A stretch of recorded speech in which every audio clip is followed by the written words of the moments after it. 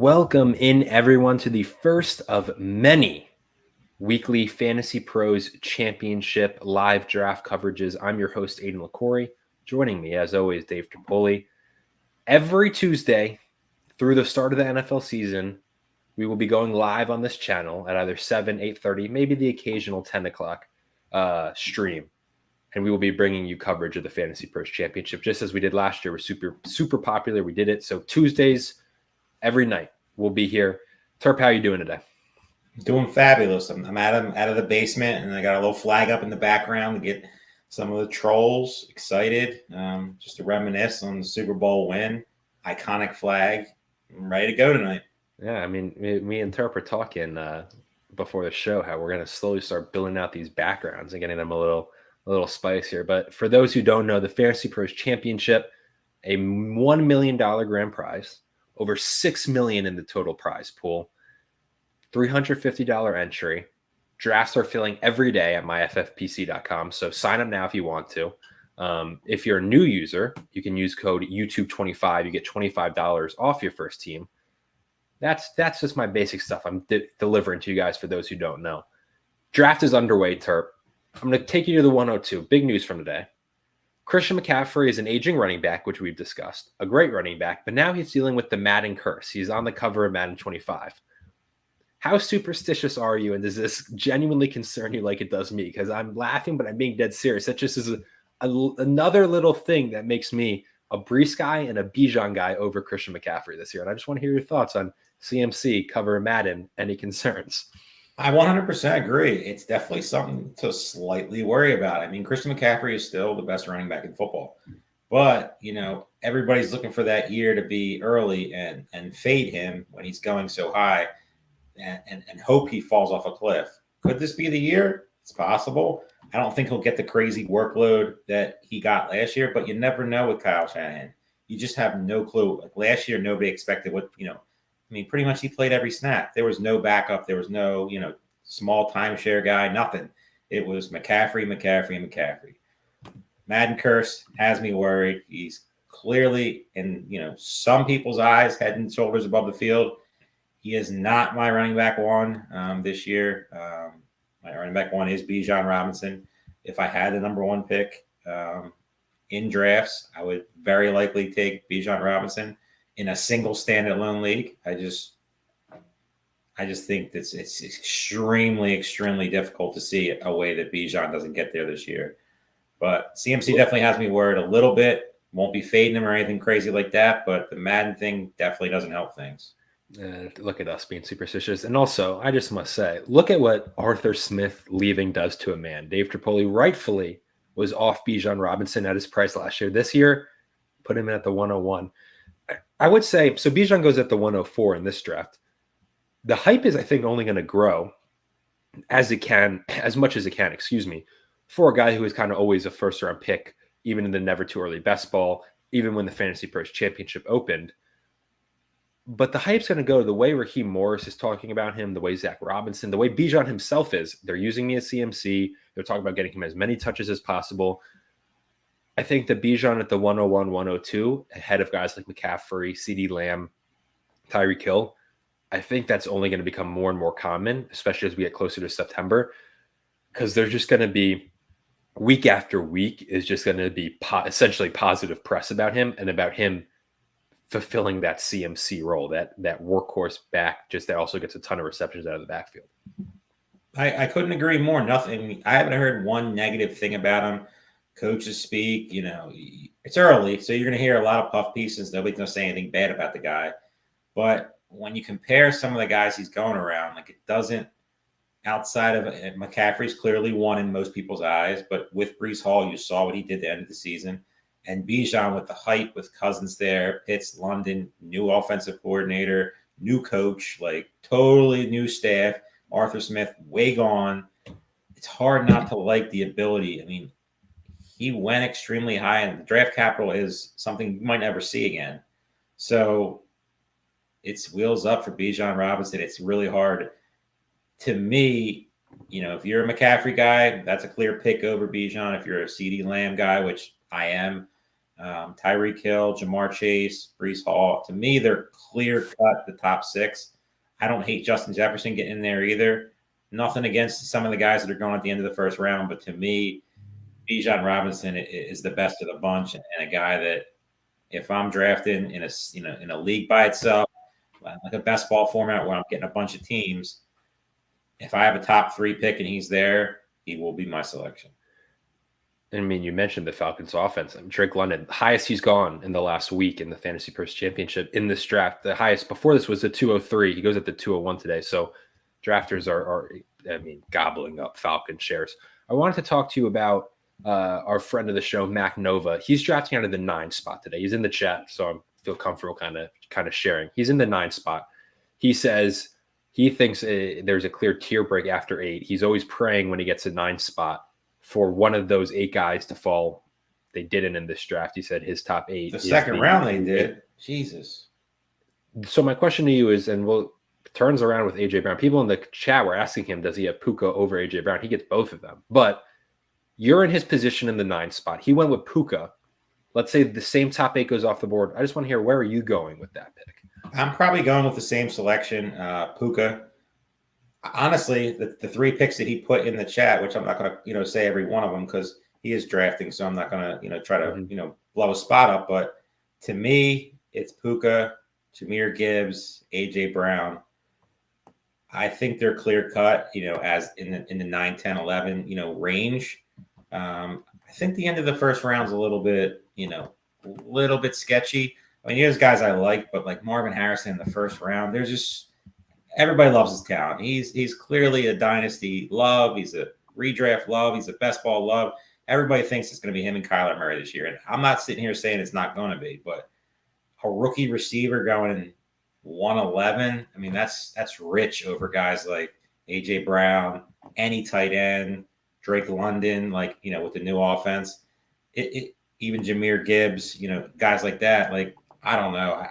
I don't hate Marvin Harrison, but to me, he's getting drafted as ultimate ceiling already. And I don't know.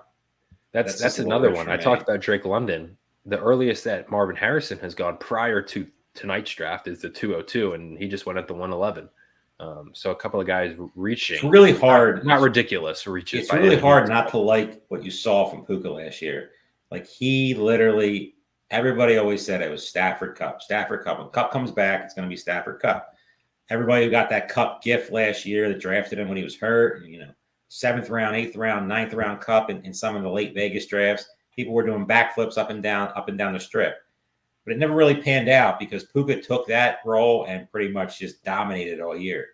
So I don't think that's going to stop. I mean, Stafford's a guy that will feed his. We saw a couple of years ago.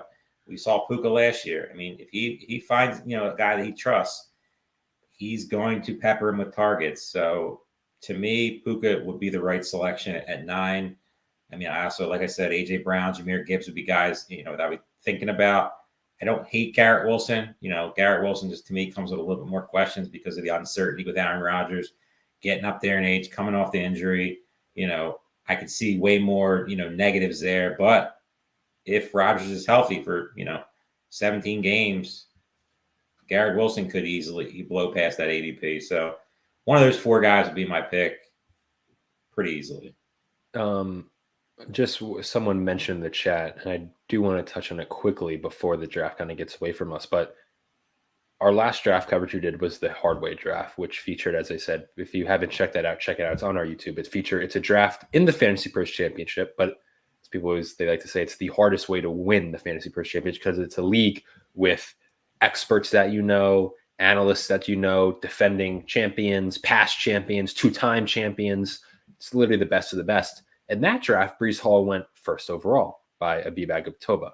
And sorry, I butchered his last name. But he went first overall. In this draft, he goes at the 106. He's actually dropped in some Fantasy Pros draft to the 110.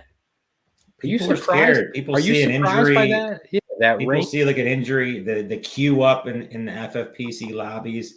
People get a little, scared by that. I mean, there is a little unknown with, why he's sitting out. Coaches are never going to say, hey, he's going to miss a lot of time.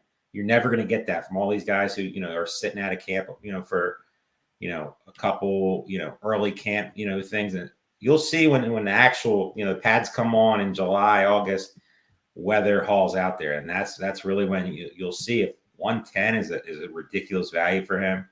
To me, you just got to pay attention to the news, like follow all the beat reporters in the Jets. They'll tell you a little bit more than, some of the puff pieces you're going to see out on all these main sites. But that's why he's fallen, because there is no other reason for Breece Hall to fall. To me, you could easily tell a story that the first 3 picks go McCaffrey, Bijan, Breece Hall. To me, they're just the teardrop after that is to Jahmyr Gibbs, and then it just, to me, falls off for a good amount. Josh Jacobs, that's early for him. So the earliest Josh Jacobs has been going on average at the 308. Believe it or not, this is not the earliest. He's gone at the 212 before over the last 5 days. But these fantasy pro things are all over the place. That's why people say, like, oh, why do you draft early? Yeah. Why do you draft early? This is why. I mean, you're seeing guys, the range of these guys that are all over the place. This is going to settle down. This is going to get to where, you sit there and you see like some of these guys that are going to fall into like a 2-3 pick radius. Now it's all over the place because, all these guys are kind of similar in look. Like there's not anybody that really stands out once you get past the tight end run. So with Jacobs, with A-Chain, Mike Evans, Mark Andrews is team 2 starting off really well with the double tight end. I mean, it's. We remember. I remember Henry very much. That was like 2 years ago, I think it was. I think it was 2 years ago, because last 10K year league, was it 25? I don't remember what's the highest. It was a 10K league. 10K league. We ripped on Josh Jacobs, and that team won the league. I mean, sometimes you just put your foot in your mouth. That's why we do these. I'm not hiding from it. Oh no, you can probably find plenty of clips of me, and Aiden and Balky. I'll say this. 2 years ago, I believe you were saying you were saying as one of your worst takes wise you had, right? And me too. It was just a rough year. That was our first year doing consistent live draft coverage. It was rough. Last year, it was much better. We had some misses. Very outside of the Christian Watson hamstring. Yeah. It was overall a very good year last year. And some fade CMC on our part. That was, I think, our biggest one. Yeah, was fade not CMC. Fade CMC. We were just best, we were like top 5 CMC is fine, but we had multiple. The worst part about the fade CMC, if I just use my brain, use your brain, and we figured it out, just got to even on the field, it could have been just a ridiculous year overall, because it was really hard to beat CMC at the end. Getting to like the the final couple of weeks, he just some of the best ball teams that I had that made deep runs, he pretty much just ruined me.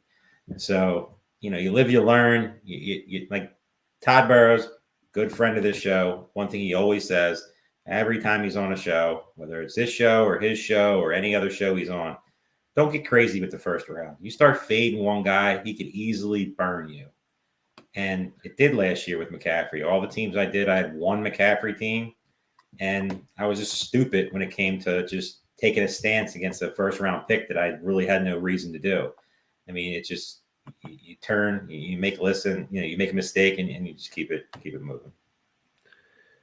So Sean Green's in the chat asked you, literally was a question I was about to ask. What kind of prompted this was Josh Jacobs goes at the 212, which is the earliest he's been in this. So I just want to say real quick, kind of piggybacking what Terp said, the reason we do the Fantasy Pros drafts weekly every Tuesday through the start of the NFL season is because these drafts always deliver in terms of just wackiness, and that's what the people want. The ADP can be all over the place. ADP start out the window. And this one, as we said, getting back to it, Josh Jacobs goes at the 212. Marshawn Lloyd was all over my Twitter feed today. Everywhere. The beat reporters were raving about him. But Josh Jacobs, he's going to a Matt LaFleur offense. Josh Jacobs is a damn good running back. It's a weird contract, right? It's really a 1-year contract, even though it's technically 4. What are your thoughts on Josh Jacobs, right? I love Marshawn Lloyd. He was my favorite running back coming out of this draft. That has been clear since, the second he came out. Mm-hmm. But with Josh Jacobs, it's a 1-year deal. Like you said, the contract looks a lot weirder than it does. But they got rid of Aaron Jones and pretty much said, a guy, you've been there forever. You were really good in the playoffs. You didn't want to leave, and you pretty much get thrown out the door for Josh Jacobs. Do I think Josh Jacobs is going to warrant a second round draft pick? No, but if you're telling me Josh Jacobs is there, end of third, maybe falls to the fourth in some drafts, I would be on that price. Depending on my structure, of course. Depending on, I drafted Josh Jacobs in a draft I did the other day. I think it was in the fourth round. Perfect for me.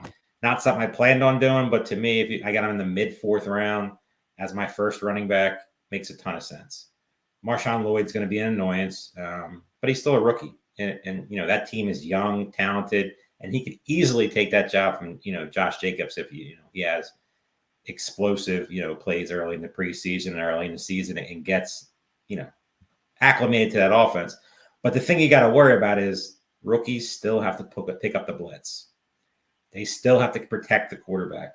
We haven't seen Marshawn Lloyd do that yet. Yeah, he has plenty of talent, but this is a Green Bay Packer team that is very talented, could be one of the favorites in the NFC, and you got to protect the quarterback. And if he misses a blitz pickup, this could easily be just a total, disaster over the first couple games to where people are cutting Marshawn Lloyd.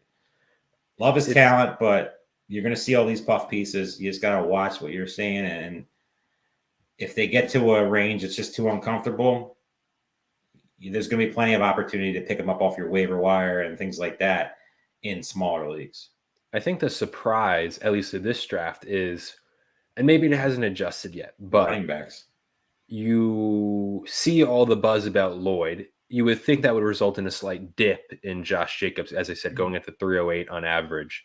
A slight dip or kind of stays the same. It's interesting to see the rise up to the 212 today. I have some questions in the chat. You're making a face. What are you making a face at?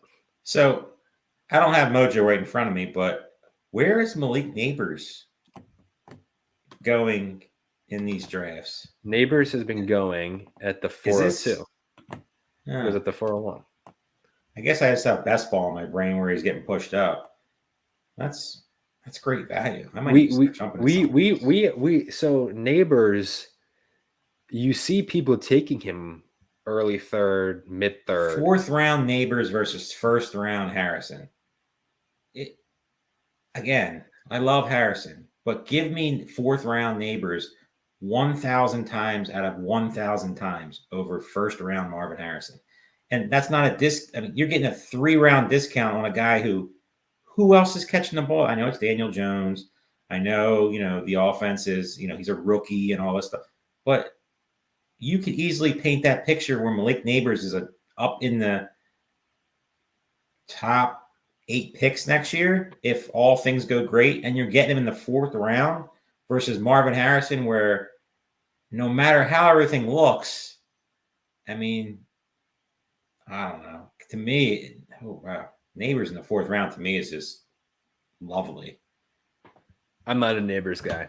I'll be on the right. It's more of not a him issue. It's a situational Daniel Jones. The situation is definitely the risk. I mean, no running. And I know he's going to get peppered by targets, but it doesn't help when those targets, kind of like Garrett Wilson, are 15 feet over his head, or the quarterback is just scrambling. I'm more of a believer in most than Daniel Jones. I'm not sitting here saying he's anything that is exciting, but I think he can get the ball to Neighbors enough to where he could easily pay off, this value. I mean, who else do they have? I mean, no one. Nobody. Wan'Dale Robinson, who I don't mind. Darius Slayton, who I don't mind. Yeah, you and me at tight end. I mean, Theo Johnson. I drafted Theo Johnson in the 20th round of a best ball I just did. Right before the Darren Waller news. So my guess he moves up a little bit because, you really drafted Daniel Bellinger. Not that Daniel Bellinger is a terrible pick because he's probably going to be the lead tight end for a while, but Theo Johnson has, the athletic freak upside. It's just a question of can he figure out Theo Johnson had Drew Aller was horrendous at Penn State last year. I know horrific. He had some good moments against awful competition. And the real games, dude was horrendous. So I can't really judge Theo Johnson with Aller last year as his quarterback. He had moments, but I'm a fan of his upside and Dabble being able to use him. So if I want to go back to the 3rd round, mid-3rd, I'm going back. We're getting a ton of comments. We appreciate it from everyone in the chat. A question that came in, Henry Muto, and then a bunch of people chimed in. But are we fearful of Kyron? Is he this year's Damian Pierce? And let me just say, before you go in on Kyron, I literally came into the show ready to give my take. I think I like Blake Corum like significantly more at his price than Kyron Williams in like the It's not even a question. Oh, not you're even with a me. question. Okay. I'm a full fade of Kyron Williams this year. Everything I've been taught playing fantasy football is telling me to stay away from him. Injury risk. I mean, yeah, I know people are worried about, but he's going to get to a point where he's going to keep moving. Everybody hates him. Everybody. There's not a big name fantasy, football, guy out there in the industry right now that is hyping up Kyron Williams. The only reason people are drafting him is because he is falling in drafts. And at one point, at some point, you got to get some late third, early fourth if he falls there, Kyron Williams, just so to protect yourself. But drafting Kyron Williams, like if you looked at last year, and people we like to talk about on this show, all the shows that I've ever been on, it's year by year. You don't look at last year and be like, wow. Because if you looked at last year, Kyron Williams would be top 5 pick. Why would he not be? I mean, he literally was a fantasy football god. I mean, all season. Like there was no where you were just like, he's going to kill me.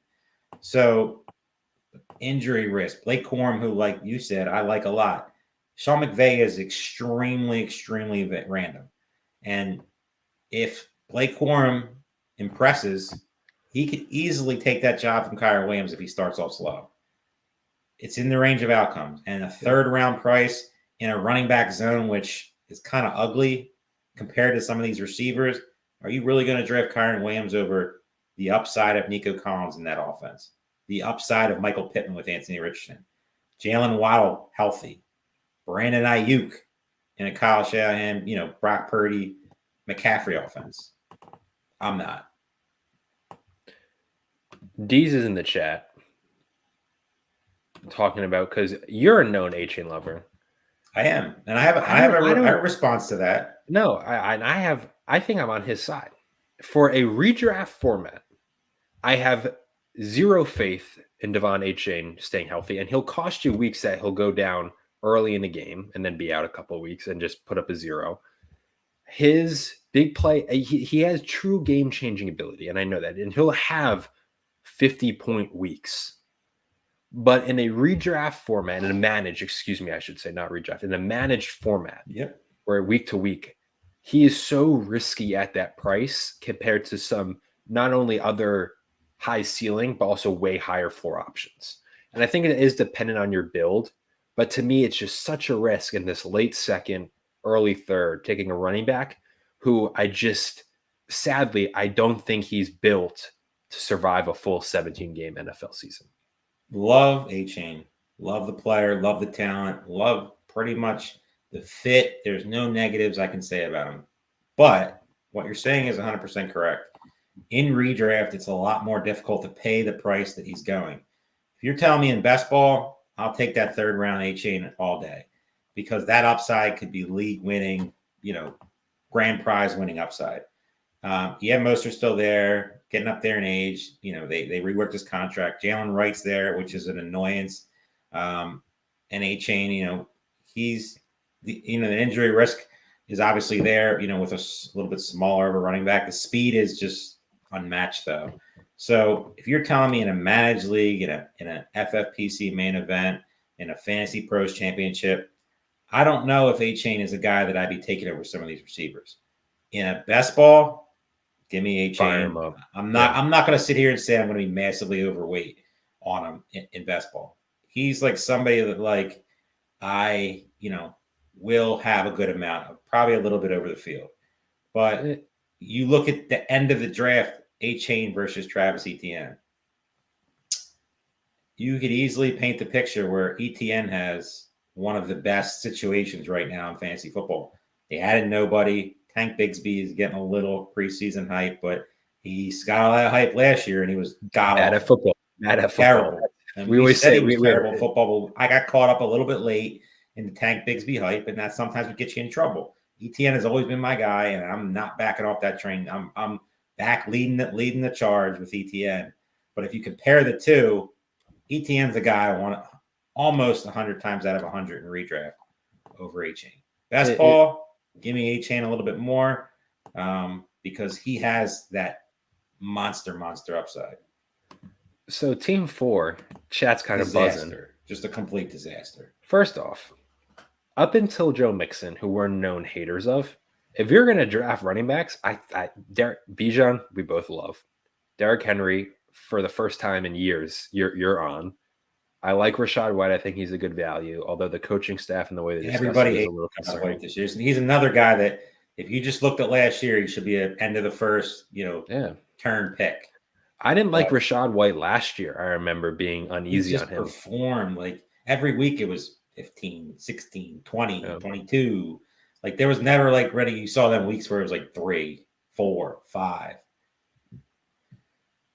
It's 4 running backs. I mean, the way that my big thing is you often hear so much hype, and you kind of have to tune that out because you can let that get to you. I never tune out less than positive OTA noise, and there's less than positive noise from the coaching staff. Nothing bad per se, but just he's really got to work on this. Bucky Irving this, Bucky Irving that. Bucky Irving doesn't profile well. He doesn't profile. On tape, really good, but every other like metric behind that, and his athletic testing and his height and weight, none of that correlates with fantasy success. So I think since again, our first never too early best ball was mid-April. Mm-hmm. I mean, well before that, but on stream, I think that draft, granted different formats, know your format because it's very different. But knowing your format, regardless, we were high on Rachaad White for that.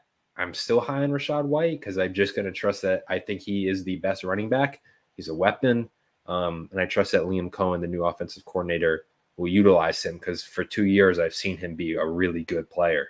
But I think, Rachaad White is one of those, and I'm intrigued to hear what the chat has to say about Rachaad White, where it's one of those enough smart people that I know who know way more than me are off of him and lower on him. I'm total fade on Rachaad White. I'm not one of them. I would say middle of the field. Like he's not a guy that he's a guy that I'll have some in best ball redraft. I mean, where he's going, if I'm building this team, Bijan, Henry, no issues there. You're going to start running back. You can't really do much better than that. Josh Allen, I get it. I wouldn't do it, but I get it. The Rachaad White pick to me should have been George Pickens. George Pickens should have been Zay Flowers. Should have been Amari Cooper. It would have made more sense. I have no issues with the Joe Mixon pick. I saw in the chat he's a guy that I don't love. Nobody loves Joe Mixon, but I think we've liked him the 2 years. I'm pretty sure he was in the top 8 last year. I think he was running back 6 or 7. Yeah, Sean Green's in the chat saying he believes he was RB6. And it's hard not to love his situation. They paid him. That offense is, a lot of people are going to be paying attention to those receivers. It's hard not to like Joe Mixon. If I'm starting a team, and let's just flip team 3 and team 4 for a second. And you told me I could start Tyreek, Olave, Evans, forget the players, just this thing, and I took Pickens and I got, Mixon as my first running back. Mm-hmm. I'd be thrilled with that start. Don't care about the format. You could tell me I get an elite, 4 receivers and starting with Mixon. That's something I'm very on board with. I mean, and then you have plenty of running backs that are coming. They're going to be coming here. Plenty of tight ends that'll be in the range. And quarterback is so deep. We don't need to, spend too much time on quarterback. But I like his picks. The Rachaad White thing, just for starting 4 running backs, you have to be perfect because you're so behind the 8 ball. Who's your number 1 and 2 receivers going to be, and your number 1 tight end right now? Can this team, win the league? Yes, but where are you going? You're hoping George Kittle falls to you, right? You're going to have to hit on some sleepers, hit the waiver wire. It's possible. I don't knock any strategy because again, I do. I will not. But any strategy can win. Exactly. But you have your margin for error is very slim. Here's my thing about if they're going to do it, I see the vision at least. There are some right? Or like a robust running back strategy. And the guys they're picking, like, this makes no sense. In theory, all 4 of their running backs could finish and I think are contenders to finish as a top 10 running back at this point. I agree. So in that case, I can you see can paint the picture. You know what my eyes have been drawn to is we've been talking about Team for a lot that I love. How about Jalen Hurts at the 507 to pair with Devontae Smith, who went at the 406? I honestly think quarterbacks are going to continue to fall. I mean, this is a draft. It's proving that quarterbacks are just like, I can't draft Josh Allen this year. I'm not going to sit here and say I won't have a couple Josh Allen teams, but if you're telling me, like, obviously the Josh, you know what he can do. I mean, he's a monster with the rushing upside, but the questions on the outside, the receiver, there's no more Diggs, even though Diggs wasn't great last year. You're hoping Dalton Kincaid takes that next step. You're hoping one of those receivers they added, the rookie Coleman or, Samuel, guys like that can take the next step. But there's questions there. Offensive coordinator who likes to run the ball a little bit more, than just chuck the ball around the field. And you're paying a 3rd, 4th round price for him when you can get a player like a Jaden Daniels and Anthony Richardson, who has not been drafted yet, that has, to me, more upside. Kyler Murray, quarterback's so deep. It's not like last year. Last year, they all got pushed up. And you're getting guys like Lamar, Jalen Hurts, Patrick Mahomes in the 5th round versus Josh Allen in the 3rd round. I don't know how you say no to that. I mean, Jalen Hurts with Smith, geez. That team with, St. Brown, Laporte to start, Pittman, Smith, Hurts, Higgins, pound running back. I mean, you're starting. I'm not a Higgins guy, but you're starting 4 really good receivers, in some people's eyes, the top tight end in fantasy football, top 3 quarterback. I mean, and, running back, there's plenty of them that are still there that could make this team a very, very good team. And if they hit, that's a team that's been very, very good so far. I mean, both teams next to each other. I mean, just quick look. I mean, we'll go through these teams in a little bit more extensively. But both those teams, St. Brown and Jefferson team, very, very good start so far. I mean, the Mahomes-Kelsey stack with Kittle, you won't find many of those. You're getting Waddle, you're getting Jefferson, you're getting Diggs. You can all paint stories for them. That's a really, really good draft team. Yeah, I'm going to be honest. The hardware draft is always exciting to do because, the ADP, as I said multiple times, is thrown out the window in that because those guys, they're the experts, right? They trust their data, their metrics, their rankings before anything else. These drafts are exciting because they are wonky. And I'm going to be honest, this has been a fun draft because the ADP is a little all over the place. I don't know where it's going all the time. There's also been a lot of good drafts. But to kind of follow up on your point about the quarterbacks, usually in the FantasyPros Championship, at least over the last week, you're seeing Josh Allen, Jalen Hurts go early round 4, then you're seeing a little break in, then you're seeing a run in rounds 5 and 6. This one you see Josh Allen go early 3rd, and then not until the 5th round do you see kind of that next tier. So really interesting to see that develop. I mean, last year, I know it's obviously things have changed, but you're telling people drafting last year, next year you can get Travis Kelce in round 2 and then wait on Patrick Mahomes till round 5 and you'll still get that stack. I'm almost wondering if there's going to be some teams that get really good value on the Mahomes Kelce stack that obviously never occurred last year because you were taking them first, second round, maybe first, third if you were early.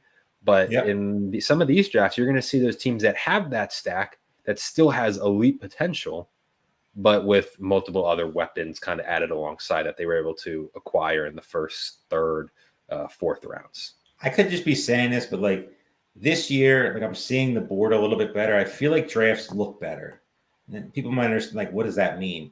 I feel like teams that like last year, like I feel like after like the 4th round, 5th round, got a little ugly with some of the picks, not guys that were really in great spots. I feel like you look at some of these drafts, like Hollywood Brown, Christian Kirk, Amari Cooper, Deontay Johnson, T. Higgins, all those guys right now, they were guys that were getting pushed up in drafts in most of the cases last year. Now they're coming in great value that you're still getting all those elite studs at the beginning. And then you're getting guys who could you could paint a picture why Hollywood Brown is a top 10 receiver this year, without a doubt. You could paint a picture that Christian Kirk is a top 10 receiver if Jacksonville takes that next step. Yeah. It sounds crazy, but there's always one. I'll even amend it to, let's say, top 15, which is still elite. There's always one or two that break into that top 15 that you look at years in. Weird. And there's always injuries. There's always guys who get banged up, miss a couple games. The Jamar Chases of the world, Jefferson getting hurt. Yeah. I mean, Cooper Kupp, getting hurt. I mean, keep going. Garrett Wilson with no quarterback. I mean, you look at all these guys who are getting drafted in the first round. You can go through the first round last year, and there are a lot of just complete dumpster fires in there. That just the Tony Pollards of the world. I mean, guys like that they're going to be there again. It's just you don't want to get too heavy early on to where you're mixing. You take your stands in these 4th, 5th, 6th rounds. Guys like you could paint a picture that Deontay Johnson leads the league in targets. Might not be the best targets, but you could paint the picture to where who else is catching the ball there? Xavier Legette. You see what Mojo tweeted that the highest riser in Fantasy Pros Championships over the last week was Adam Thielen. That's because Legette, I'm pretty sure, is out in the hamstring. He's not practicing. It don't matter now. It doesn't matter now. I'm not a Xavier Legette guy. Neither am I. But they not to talk about him this early. They traded up, which was, by the way, if the Go Bills guys ever see this, I'd love to know the Bills' reasoning for sacrificing that 5th-year Keon Coleman option to gain like a 5th-round pick by moving down a spot. But that's neither here nor there. The chances that a guy who the history of receivers who break out in their 5th year of college and 5th year of college only to succeed in the NFL are minuscule, if non-existent. So I'm just going to go based on that precedent. There's kind of those late breakouts. I mean, Xavier Legette did nothing in college. He really was not an NFL prospect up until his senior year at South Carolina. The jury's still out on Bryce Young. Like, you could easily sit there with Bryce Young and say he's just a massive bust. And Canales is a run-first guy. They're gonna pound the rock. He has all the places he's been. Quarterbacks have improved under him. Damn. So if you're looking for a silver lining with Bryce Young as your 3rd quarterback in best ball, he's never going to be a guy that's ever going to be on the redraft, no matter what happens. He's never going to be a guy that's going to be on the redraft, radar. But he's a guy that you can paint a picture as a 3rd quarterback, in your best ball. But I don't love him, but they're going to be behind. They're probably the worst team or one of the worst teams in that whole conference. It's Deontay Johnson, and more Deontay Johnson. And it's hard not to like him where he's getting drafted. Some of these teams are really turning out really well. I think I found your point interesting about, as you said, like you're seeing the board well. I think that almost correlates to a lot of people I trust and I value their opinion, their takes have said, I think it's starting to be, you said it like that, the back half, like final, like 9 through 12 is getting a little bit like it's kind of, but there's a lot of people I know who said they're like last year is you want an early pick. You do not want end of the draft. This year I've heard a lot of people say is they don't really care where they get, like they're comfortable drafting wherever. And I almost wonder if that's reflected in, as you said, seeing the board well and seeing a lot of good drafts is a lot of people feel there's just maybe some depth throughout the draft. There's no pick that is clearly maybe better than the other. Is that maybe the way to 100%. I mean, it's just some of these guys that are good. Let's just look at the 7th round real quick. Mm-hmm. Jonathan Brooks, if he's QB1, Anthony Richardson. I just drafted him in the 8th round of a best ball thing I just finished the other day. I mean, I didn't expect that, but 8th round Anthony Richardson in best ball. I mean, how do you say no to that? I mean, I drafted Taysom Hill as my 20th round draft pick. You saw that wink, right? Yeah, well, that will stir the pot there, buddy. That's you got to stir the pot every once in a while. But you look at like some of these guys who are getting drafted here, DeAndre Swift. You can paint the picture. Eagles didn't know how to use him. He gets, gets used with Caleb Williams out of the backfield. A lot of dump offs. A lot of potential there. Zach Moss over Chase Brown. Paint that picture. Jalen Warren over Najee Harris, and you're getting a discount. We all know Christian Watson. Don't need to talk about him anymore. Could easily be the best receiver if he's healthy in Green Bay. And you saw when he's healthy what his upside is. Keon Coleman with Buffalo. I mean, these are all like none of these are gross picks. None of these are like guys where you're just like, I mean, obviously you like more guys than other guys, and there's guys in this range, especially with the quarterbacks that you love more than others. The dead zones feel way less worse than they have in the past. Yeah, the dead zones, the running backs, I feel like you're not going to see any of these guys. Stevenson, White, Brooks might be the only one. James Conner, DeAndre Swift, Zach Moss, Najee Harris, Jalen Williams, Jaron Warren, Aaron Jones. None of these guys are going to get to a point where they're moving up 2-3 rounds. It's just not happening. It's not. They're going to stay in this range to where your job or your hope is you pick the right ones. So you're never getting to a point where any of these guys are going to move up multiple rounds. The receivers, you could paint a picture. T. Higgins gets moved to a different spot or signs his contract, could get up there. Mm-hmm. Yeah. You know, something happens to Mike Evans, Godwin moves up. You know, McConkey, if he has, some pop in the preseason, can get up there. If they show they're not just going to run the ball. Keon Coleman, another player that could get moved up. Xavier Worthy, with Patrick Mahomes, if something happens to Hollywood Brown. These are all guys that can move up. None of them running backs I think you're going to move. So you're going to have to be right on them, because if you're right on them and you get these stud receivers, tight ends, quarterbacks in the first 5 rounds, 6 rounds, you could be sitting with just some monster teams as the season goes on. Real quick, Mac Nova, when you hear this, I personally don't love it. Maybe because a lot of Eagles fans I know are just that are also fantasy players are lower. I'm intrigued to hear just his reasoning on the Dallas Goedert pick.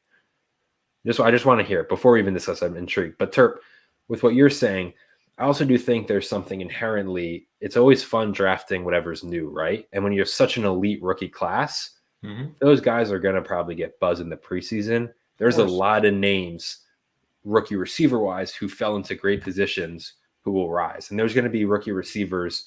Jalen Polk, Javon Baker at the Patriots camp are getting some love. Patriots are a bad situation. Those guys but they're going to rise from, the undrafted 20th, 19th, 18th rounds. They're going to start moving up. You're going to see a lot of movement from those rookie pass catchers. I think it really boils down to is just that dead zone is way better than I think it has David been. Montgomery, Raheem Mostert, Is David Montgomery a value because he's not? We always talk about they're not sexy names. David Montgomery, we all love Gibbs. Gibbs is a beast. Gibbs really came on down the stretch. Montgomery's not going anywhere. Montgomery's not exactly. Now Montgomery seems to get banged up a little more consistently than you would like. It's good if you're a Gibbs owner, but that Lions offense, I don't see taking any step backs. I don't see Montgomery, if healthy, really sacrificing too much of a role. 8th round David Montgomery for what he did last year feels like a bit of, I'm not saying I'm taking him over some guys with bigger upside, because that's just not my personal philosophy. But those two names back to back for me of Raheem Mostert and David Montgomery feel as though it's one of those, are we overthinking this just a bit and trying to shoot for the stars too much when there's guys right there who are maybe clear avenues to being a top 20 back? Montgomery more so than nothing Mostert. I could say that you said was wrong. Everything is pretty much spot on. 8th round. I mean, David Montgomery versus Tony Pollard, David Montgomery versus Najee Harris, David Montgomery versus Mostert. I mean, don't hate any of the 4 players. I obviously have takes that are higher on some than others, but I always draft probably more on upside, but sometimes it gets you in trouble. And Montgomery is boring, but if game scripts are in Denver or in Detroit's way, Dave Montgomery's going to get a lot of that work. He's getting the ball on the goal line. Yeah, Gibbs is going to get mixed in there. Don't get that twisted. Gibbs is still warranted of where he's getting taken, especially with his receiving upside. But if Detroit is as good as some people think, Montgomery's still going to get plenty of carries, plenty of work around the goal line, plenty of opportunity. And God forbid something happens to Jahmyr Gibbs. I mean, Montgomery could be a league winner. Rashee Rice, I think we've actually talked about him, so I don't want to beat the drum too much, but he's rapidly becoming one of the more fascinating picks, I think, because the longer we go with no kind of result in any of his cases or from the league office, I mean, you could be looking at one of a Kamara situation where that suspension may be coming in 2025. And I mean, this is a guy, I know they drafted Xavier Worthy, but before all of his off the field issues, you were looking at Rashee Rice in the 3rd, 4th round. I know you've said it. Has your tune changed at all? Highest in the 2nd round of some of these drafts, real early. Let's say you're drafting a weekly managed, not best ball. Where are you taking Rashee Rice? Are you comfortable if he goes at the 8-10 today? Is that a risk you're worth taking? Or are you I believe the last time we discussed, you said you were staying away unless the price really drops. So let's say at the 810, your team 3. I mean, it's a great price. I mean, okay, it's a great price. Yeah. He was for a while stuck in like that 5-6 range because like, but now that more, he's going to get suspended. It's going to be a couple games, but in a managed league, you can get away with that way more than you can do in best ball. I mean, zeros kill you in best ball, and yeah, he could help you down the stretch, but you got to get down the stretch first. You could easily win some games, and then you get a second, third, fourth round pick value back with him. And when he starts, getting back in the offense and getting back with the best quarterback in football, let's say Worthy doesn't pan out, or Hollywood Brown gets hurt, or Kelsey falls off a cliff a little bit. Why not Rice? Why not, that potential that you saw last year down the stretch? I mean, I'm in on that price. I mean, best ball, different. Redraft, you can take a shot, and hey, let's just hypothetically say get suspended some crazy amount of games. You could decide maybe, hey, cut him or just storm as your 20th man on your bench and just hope he comes back and he wins you $1 million, which is in the range of possibility. Some people are going to get they're not going to even look at him. But when you're looking at some of the guys that are getting drafted around them, will JSN ever get to a second, third round pick that Rice got to early? No. I think that was a bad Aiden take last year. Was JSN? I don't think it's a bad. Pete Carroll is Pete Carroll. Like, I still think JSN is right there, 1B behind. Yeah, I thought he would look way better than he did, though. I mean, he got banged up a little bit. I mean, it's a rookie receiver, and he's head of 2 very good veterans. Tyler Lockett is no slouch. He continues to get just disgraced in drafts. He's still going to get you spike weeks and enough time that if for whatever reason Sam Howell, Geno Smith get some sort of game back and they turn into more of a throwing team, which I don't think they're going to be. I think they're more of a running team. Mm-hmm. JSN can easily take that job and run away from it, very easily right up there in Metcalf land. So I'll have some of JSN, but he's tough at drafting a redraft league. Best ball, you can see the spike week potentials, but is JSN, he's his 4th receiver. You're starting JSN every week. You could get yourself in a lot of trouble there. I just wanted to see, I remember saying live on stream last year with JSN, I think he's going to start off really slow. I thought that before he broke his wrist and then especially after. And I said, I compared him to Amon-Ra's rookie year, where you see it come on with the final 6 weeks of the season. And he kind of boosts his like, then he breaks out year 2. And I think it might have been, a product of the offense they ran, as you said, Pete Carroll, but you never really saw true signs of a consistent breakout from him. Nope. You saw flashes. So it's tough. It's tough there. I was a big fan of him coming out of Ohio State, but I think that some people who were lower on him were right. Maybe the situation he landed in is tough. Javonte Williams just goes at the 907. You hate the Broncos. You hate Sean Payton. It's funny bringing it up. I like some other players. Jaleel McLaughlin's been getting the love. Or where are you at? I mean, Blake Watson has been getting a ton of buzz, right, from Sean Payton himself. Where are you at on this? I mean, I think we talked about the receivers on the Hardaway draft. Where are you at on the Broncos running back room? We can talk about the whole team if you want. I mean, Jaleel McLaughlin is probably one of my highest known players right now. He's getting drafted, very, very high on him. I mean, to me, he's the best running back there. I mean, I like Watson. Javonte Williams will probably be one of my biggest fades this year. Was totally out on him last year. Will be totally out on him again this year. To me, it just, I don't know. I didn't like what I saw last year. I never liked him really. I didn't love him coming out of college.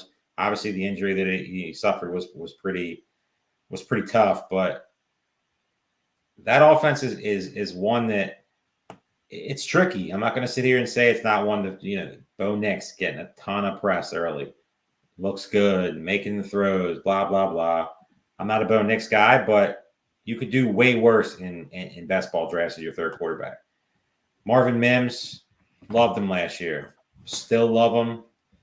If he can get out of the Sean Payton dugout, the doghouse, easily can see Marvin Mims just crushing ADP.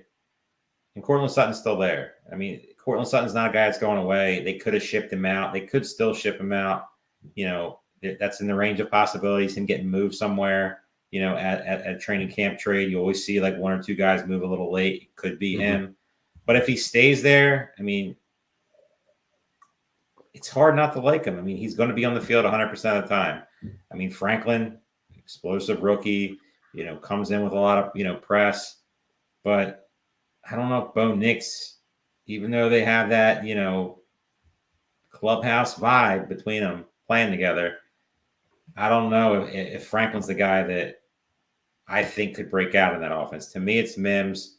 Where he's getting drafted, he's worth the gamble. I don't like Denver. I hate Sean Payton. I'll make that perfectly clear. To me, it's Arthur Smith and Sean Payton on my most hated coaches list. I mean, Mike Vrabel's not a coach anymore, so can't really say much about him. But Denver's an intriguing team. Tight end position. There's some guys that are, the Greg Dulcis of the world that you want to take a shot with at the end. Why not?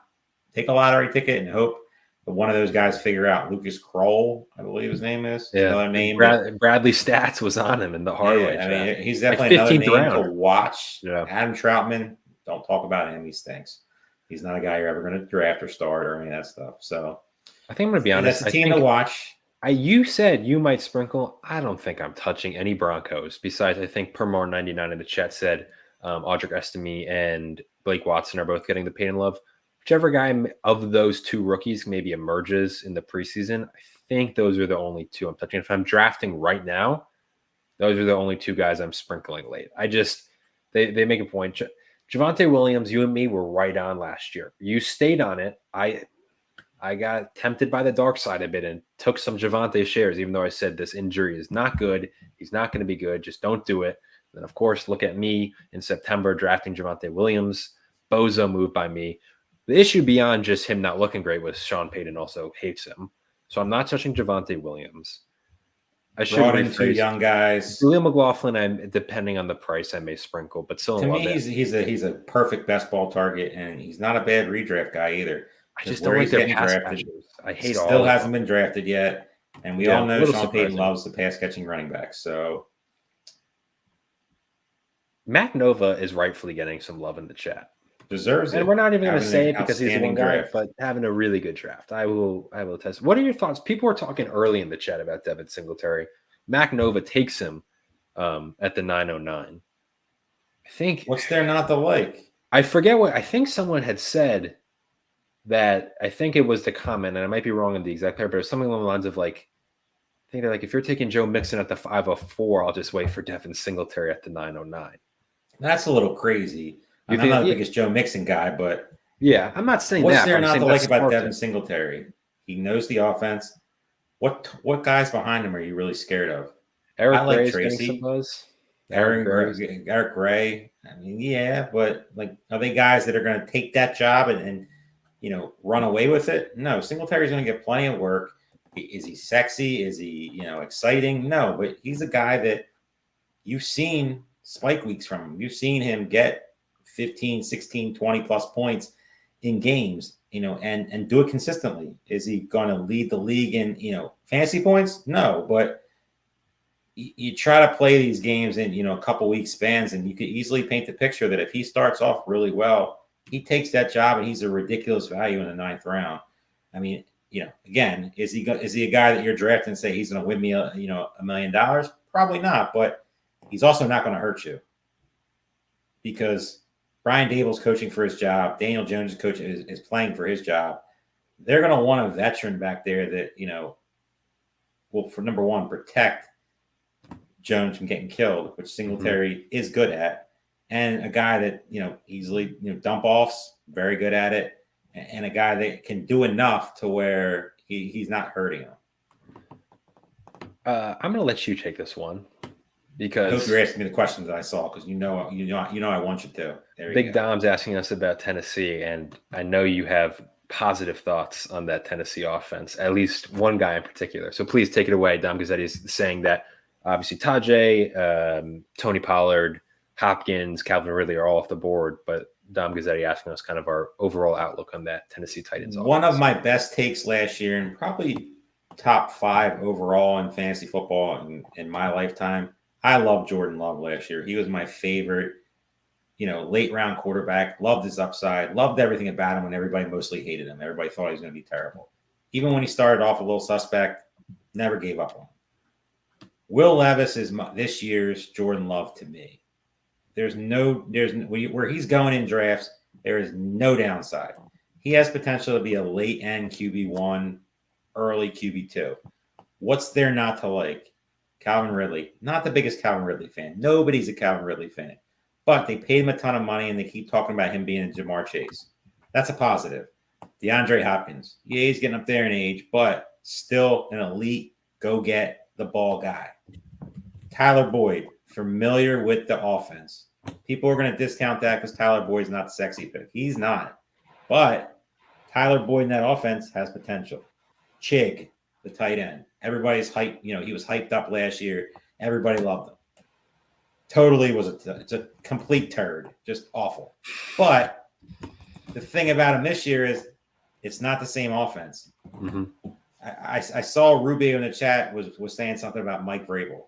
Hey, Mike Vrabel's a good leader of men, but he's not a good coach. If he was a good coach, he would have got a job.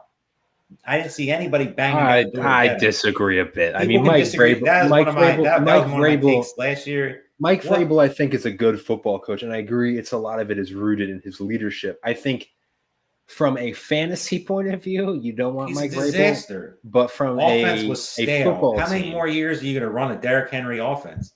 Like I got him to that doesn't work. To the 4 in the playoffs. I think you can't discount that. Vrabel. Was a lucky fluke year with Ryan Tannehill. Like, come on, you can't actually get behind that. Like Ryan, that was their issue. Was I mean, also, where are the Titans? Vrabel didn't want to trade AJ Brown.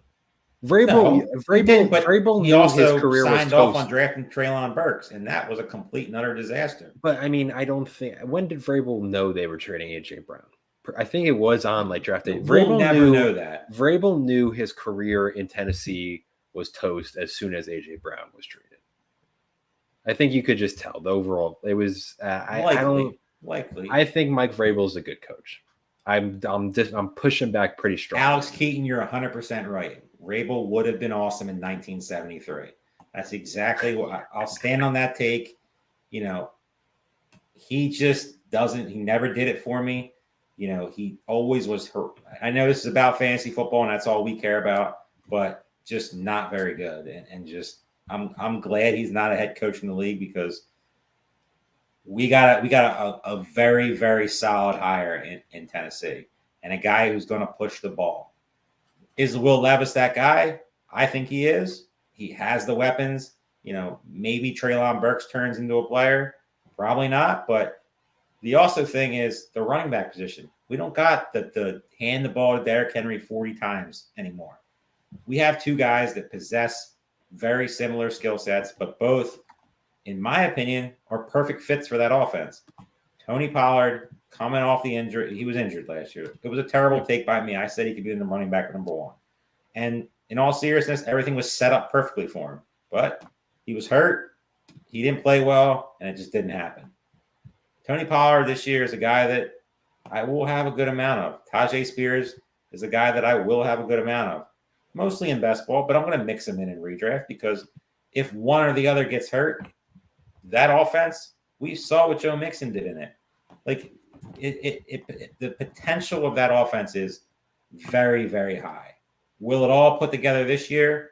Probably not, but the potential is there with both of those running backs, the 3 receivers I mentioned, a tight end who's no slouch. I'm not sitting here saying he's a superstar, but you could paint the picture for all those. The question is, will the offensive line hold up? That's my question when it comes to that team. They drafted J.C. Latham from Alabama, who got moved up in the draft considerably as the process went on. They added a couple guys here and there, but if they can protect Levis has one of the best arms in the game. Is he a finished product? No, but I love Tennessee this year. I love their players. Will Levis is a guy that will probably be, when it's all said and done, my highest owned quarterback, because I mostly play best ball. I mean, season long, redraft, the main events that I do, the Fantasy Pros, contests that I do, he'll probably be mixed in as my second quarterback because it's a little bit different, obviously, of a format, but wheels up in Tennessee. Don was asking, I think we talked about, if you're maybe flag plants strong, who out of Pollard and Ty J, who is the best fantasy running back come the end of the year out of those two? I think it's Pollard. I think he's just going to because they have roughly very similar ADPs. It's not. Yeah, I think he's going to get more of the consistent work, and if he's showing that he's healthy and the offensive line is not as terrible as some people think it is, I think it's Pollard. I don't hate Spears. I'm not. That's not a. If you're asking me for like a flag plant right now, it's probably Pollard, but it could easily change. I like both players a lot. I was hoping that Pollard was nowhere near this team because I was wheels up all in on Spears, especially in some of these early drafts before, Pollard got signed. But, I think Pollard, it was a priority to get him. And I think that, with this new offensive scheme, I feel like he's going to be a guy that's going to get a little bit more work than Spears, because if they love Spears that much, they wouldn't have added a player that has the potential of Pollard. So to me, it's Pollard, but, like Spears too. I think I lean Spears, but I think there is something to be said that we're quick to forget, which we talked about, is Pollard, for as bad as he was not awful down the stretch. He's on record. The first time I really felt healthy all year was after week 11. Mm-hmm. I think the stats from that point on were he was more than capable and more. It wasn't terrible, but by that time, all the teams drafted him on the toilet. Yeah, but still, he wasn't terrible. But so that's the thing. But I was a big Tajay guy last year. I loved what I saw from him. But I do think there is something to be said. They were really, really in on Tajay as a team. They're not going out, as you said, and signing Pollard. Someone in the chat said how Miles Sanders got paid last year. Yeah, but the Panthers didn't have a young running back that was exciting. Like Chuba wasn't the equivalent of what Tajay was. So I think it's solid NFL different backup. Scenarios. Also crazy that Miles Sanders. That's another example of, these GMs get paid so much money to do their job, and you and me, who probably would never survive an hour in an NFL front office making decisions and crunching those numbers, but we could have told you Miles Sanders was worth none of that money. Zero. Just funny. None. Bad football player. Always has been. But just craziness. We are on to round 11. We're moving. You're a big Gus Edwards guy, right? I wouldn't say big. No one's a big Gus Edwards guy. No, relatively. He's definitely a guy that will be sprinkled, but he's just not a sexy pick. That's the problem. I don't want to talk about Gus Edwards, though. I want to talk about Kamani Vidal. At the 12:01 today, I'm trying to get his mojo up. He has been going at the 13:01, so he goes about a round early. I'm a big fan of his, and maybe that's just the Gus Edwards, as you said, not being sexy in any way, shape, or form. You're taking, let's look at their specific ADPs in this draft. Gus Edwards at the 11:01, or you're kind of taking your lottery ticket on Kamani Vidal at the 12:01? It's still Gus Edwards. I mean, okay. Greg Roman's still there. He loves everything about, Gus Edwards. Again, he was another priority ad, a guy that they really, they added Vidal, but they didn't really make any big moves. Like everybody thought it was a Blake Corum spot. This is, he was going to take that, be handed the job from day one. Obviously, J.K. Dobbins is there, and he's coming off a major injury, so it's hard to really get excited about him. But to me, Gus Edwards is just annoying enough to where if you're getting him at an 11th, 12th round, as a third running back, a fourth maybe in something, I don't know if I'm going to ever take Gus Edwards as my second running back, especially in redraft leagues, because there's just too much downside, especially if the Chargers team's bad. He's never playing on passing downs. So, obviously, you see more upside with the, the rookie, but I don't know. I don't really love either in redraft. I really don't see much excitement from that running back room. I like Gus Edwards. If you're asking me, for a guy to pick, I think it's him with Greg Roman, with Harbaugh, who wants to run the ball. Obviously, they added the offensive line in the draft. That helps. So I'm still Gus Edwards. And I still think they're going to add somebody else to this room that could be, we talk about Miles Sanders. We talk about, the running backs in Chicago with Johnson and with Herbert, potentially getting moved at some time. There's still a lot of running back rooms that are out there that are a little bit tricky to figure out because I still think there's some moving parts that are going to happen. Dallas, we've mentioned with Rico and Zeke. Still think somebody gets added there. So these guys are guys that if you're taking some shots, it's worth taking a couple risks on some of these guys because if they get to the right situation, I'm not saying they will be, but they have potential to get there. But I think the Chargers are one of the positions, where if they add one of these guys, they could easily be the guy. And the rookie, gets pushed back, and then Gus Edwards is just, okay. See, I will say that we had talked about it earlier. This 12th round, to me, the perfect example of what we were kind of illustrating about quarterbacks. I mean, Trevor Lawrence, Brock Purdy, Jared Goff.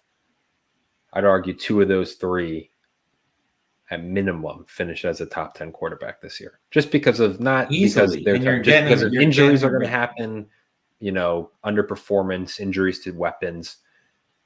Lawrence. I mean, Purdy and Goff are both top 7.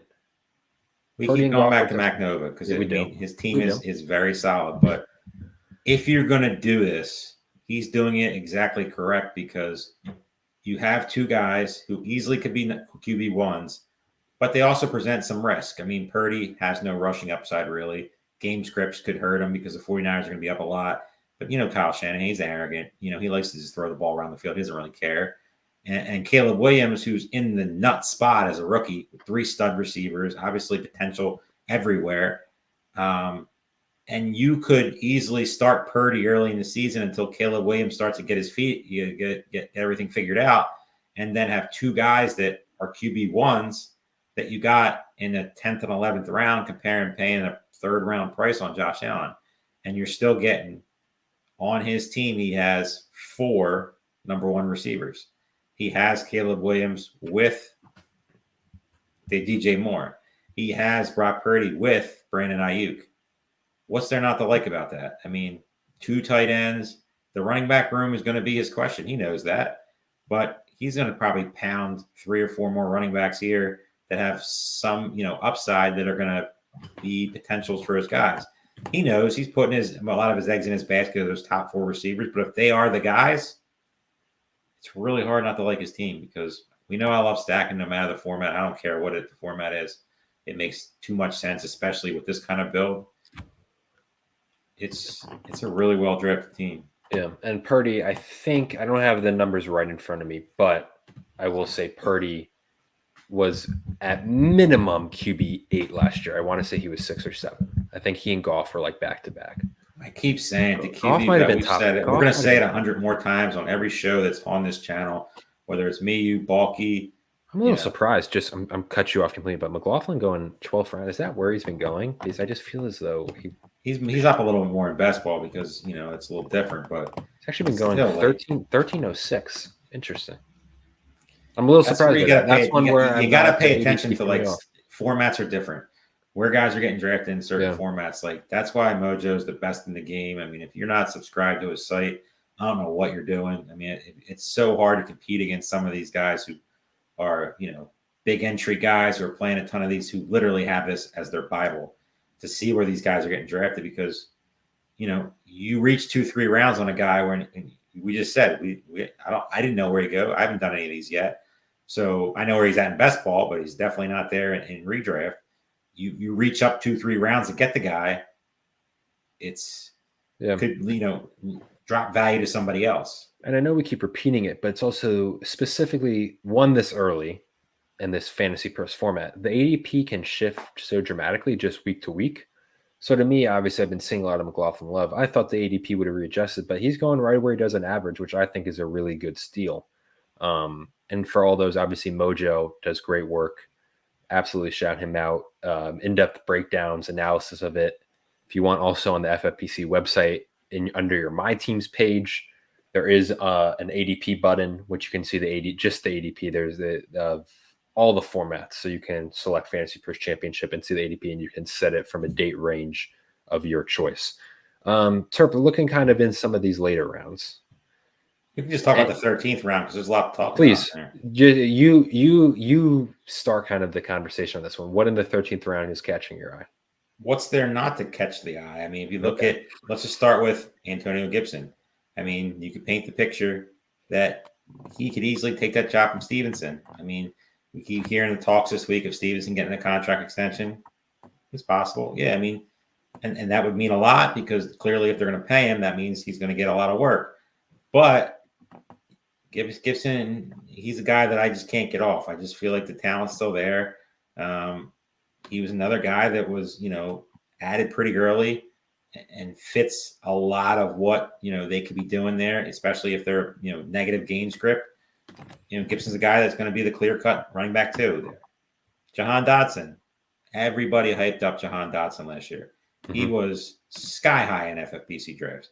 And there was really no reason why he shouldn't be. But he was just a total dud. Curtis Samuel outscored him. The quarterback, Sam Howell, never looked at him. He obviously didn't play well.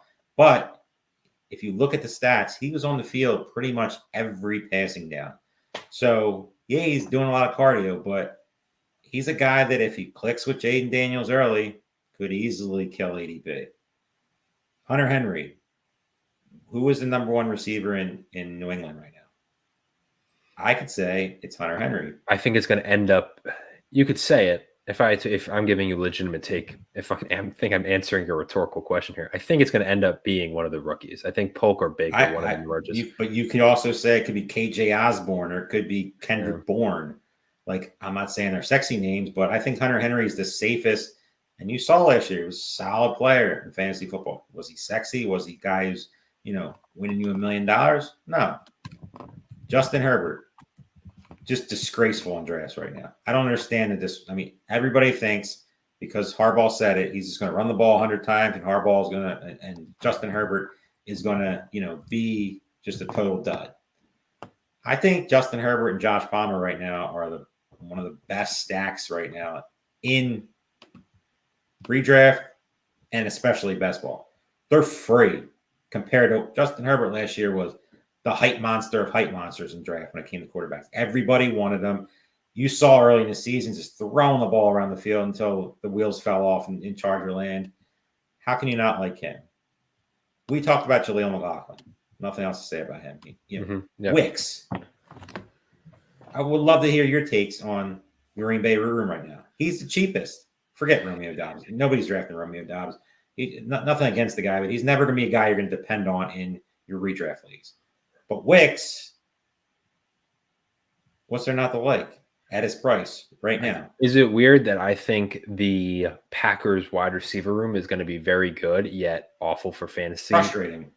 Frustrating is a better word. Not awful, because they're going to be a good receiver room, but week to week in a weekly managed format, I think it's going to be brutal because Watson, I think, is, despite hopeful improvement on his hamstrings and kind of the injury history, I still think he is very boom or bust.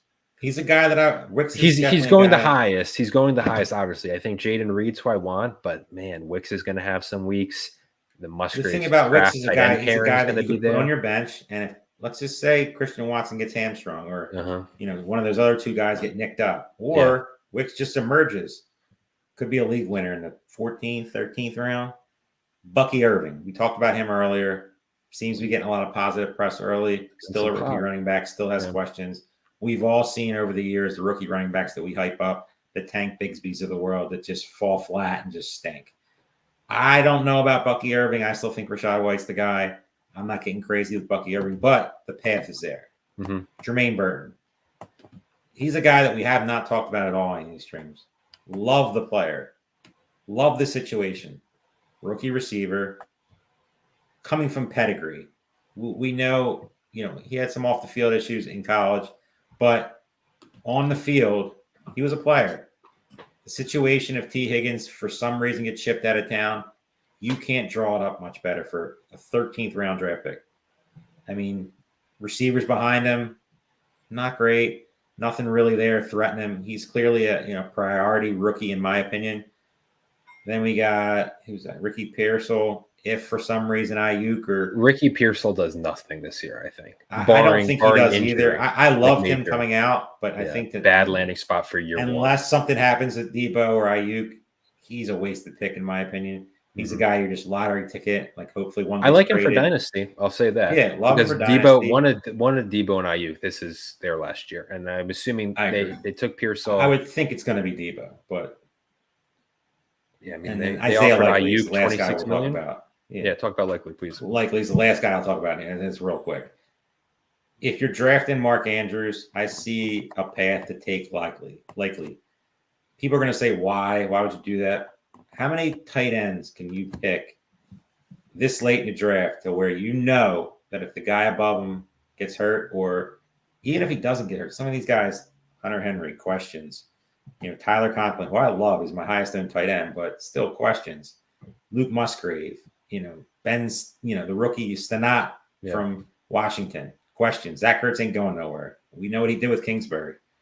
So you could paint the picture to where if you want to waste a little bit of a pick and something happens to Mark Andrews, you're sitting with a clear tight end one. You saw at the end of the year when Andrews banged up, Likely was featured in that offense.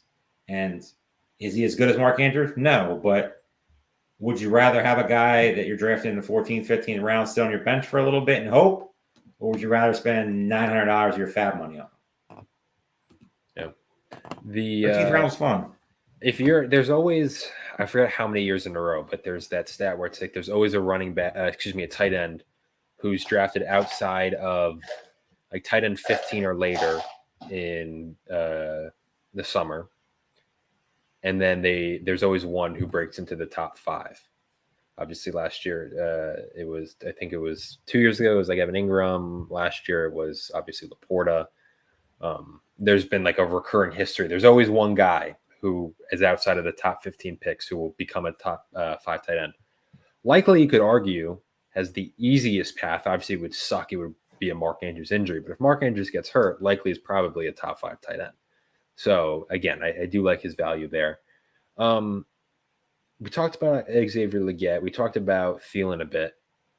Guy we haven't touched on at all is Malachi Corley. I mean, talk about Garrett Wilson a ton, as we should with Aaron Rodgers, but Malachi Corley was explosive at Western Kentucky. Talk about tape. That dude has great tape. Great tape. Is that a guy who maybe there's so many more talked about rookie wide receivers, both pre-draft and post-draft? Malachi Corley, in a way, to me, I think I'm not saying push him up, but that's the guy who I'm happily taking my lottery ticket to in these 15th round plus, because I think the opportunity's there on that offense. Yeah. Obviously, he's always hurt. Gotta get hurt. An injury in an offense that we don't know how explosive it's going to be. We think it's going to be good if everybody's healthy, but I would never put that offense in like the top 5 or 6 potential. I mean, Breece Hall, if he's healthy, is going to get majority of the work. New offensive line, which seems to be better than it was last year. But there's a lot of questions on that offense. And Mike Williams, even though he was a very good pick, and we've seen the flashes from Mike Williams, do you ever trust him? Like, can you ever be like, yes, whether you're drafting best ball, season long, redraft, can you ever say, I'm starting Mike Williams? I've done it multiple times. So have I. And I do it again. You see that flash game where he goes for 25 and you're like, wow. Dude, Mike Williams is a good wide receiver. He is. He falls like a bag of bricks. He literally is out. And he's made of glass. It's just, It sucks. But I think he's a talented receiver. He's a guy who I'll look back on his career 20 years from now and hype him up way more than it should be. Like, oh yeah, Mike Williams was a good receiver. Just couldn't stay healthy. Yeah, Mike Williams had issues, but Malachi Corley is one where it's like, just the eye test for me. The eye test for me is like, I think this dude, I know it sounds so simple and dumb, but my genuine analysis, that's a guy who I think is good at football. And it wouldn't shock me if, Rodgers, second round pick, if he can earn Rodgers' trust, he's going to get targeted, and Mike Williams will miss games here and there, regardless of how long it is. He's going to be due to miss a couple of weeks. I like Malachi Corley. I agree. You know how much we're hyping up the Falcons offense? You know what that means if the Falcons offense delivers on our expectations? Darnell Mooney gets there. No. Kirk Cousins is better than QB 18. I know he's coming off the Achilles. We do it every year with Kirk Cousins. Oh, He man. doesn't rely on obviously speed. He's not a rushing quarterback. I know it's going to take some time, but I mean, it's not a guy who I feel like needs to move around the pocket a crazy amount. If we're taking Bijan 4th overall, Pitts in round 3, Drake London early round 2, you and me have hyped up Darnell Mooney. I'm telling you, man, I think Kirk Cousins is going to be like he was practically every year with the Vikings. He's going to over deliver on his draft ADP. That's just my take. It just comes down to, like, I keep saying it, I'm going to say it 5 million more times. QB 18 Kirk Cousins, you could easily paint the picture where Kirk Cousins is your starting quarterback every single week in redraft, and you'd be good. Is he have the upside of Josh Allen, Jalen Hurts, Jaden Daniels, Anthony Richardson, all those guys have? No, not even close. But his floor is really solid, and that means you're getting studs everywhere else. I mean, this team has Kyle Pitts, Drake London, Jahmyr Gibbs, Hollywood Brown, Malik Neighbors, Aaron Jones, Christian Watson, Jordan Addison. Very, very strong names. And he has Jordan Love to pretty much be the guy. It's a very well drafted team from the 12th round, from the 12th pick. There's a lot of good teams. Can get a little hairy at times. Yeah, there's a lot of good teams. I was looking at, where was I? Team 3. I really like what they were doing. Those 3 receivers. I don't like the Jake Ferguson 5th round pick. Not really. I don't mind. If I love the Zamir White, Anthony Richardson, Rashee Rice, Trey Benson. I mean, Kendrick did a lot of good. Yeah, I mean, a little shaky in the last couple, but I like what he did early. I don't mind the Ferguson pick that crazy in a tight end premium. Where was it also? I think it was Team 7. Let me check. Team 7, besides James Conner, I really, really like what they're doing. I think the thing is that's the one guy in the dead zone I'm just never going to buy. I think Swift, Jalen Warren, Mostert, Montgomery are all guys, Pollard, Ty all guys I think I would have taken over James Conner at that 706. But I love Brees. Teammate's another one. A lot of good drafts. Got a lot of good drafts. I mean, teammate. What was it? Teammate.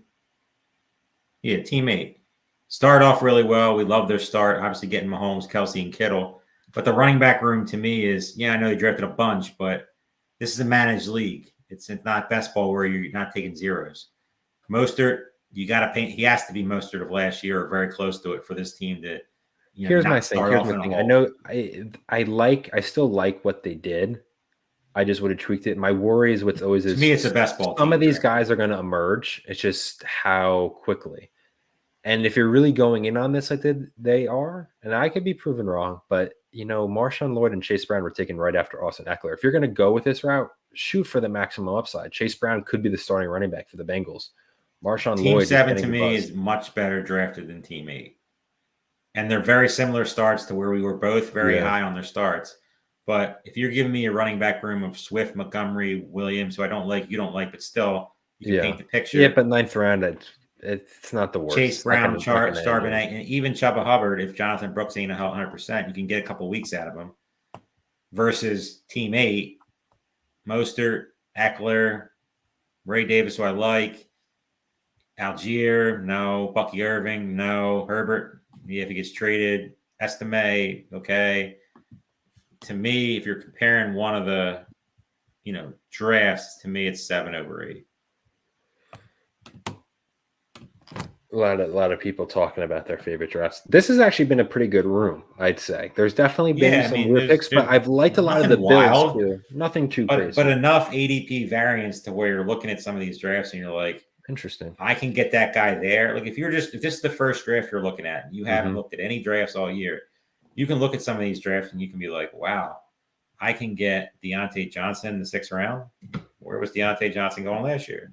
I can get, who else? The quarterbacks.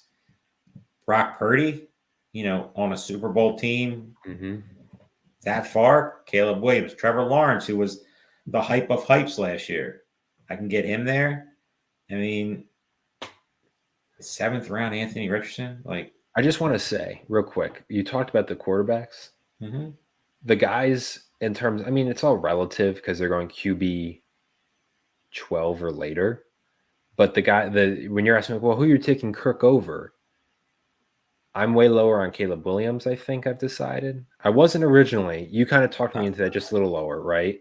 Not like crazy, but Jaden Daniels over Caleb regardless, Williams. but I'm saying Purdy, Lawrence, Jared Goff should be being taken over Caleb Williams 100 times out of 100, in my opinion.